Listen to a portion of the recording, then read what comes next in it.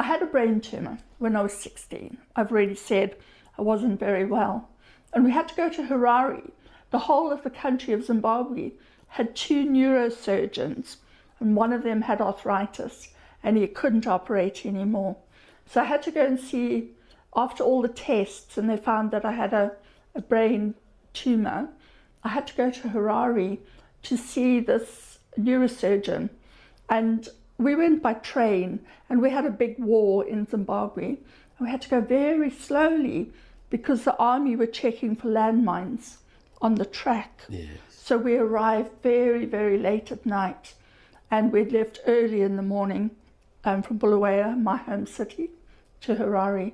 And when we got there, the ambulance was on the platform, and they took me out the window and straight to the hospital. I was very sick at that stage, and the neurosurgeon was there waiting for me. And he did a few more tests, and then he spoke to my mother on Wednesday, and he said, I don't think she's going to live until Friday when I'm going to operate.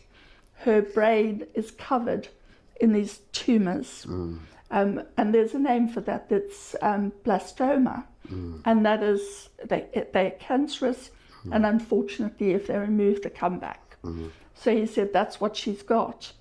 And when they operated on the Friday, he found one tumour, and it was on top of the skin that covers the brain. And he kept checking his scan, and then he would go back, and then he would take a slice of the tumour, and he'd send it for checking, and it kept coming back non-malignant. It was free. Wow. And there had been people praying throughout the whole of Zimbabwe, but also in England and Britain and America and Australia. There were people everywhere that were praying. And he came to my mother. He was a Christian neurosurgeon. He came to my mother and he said, I don't know how it's happened.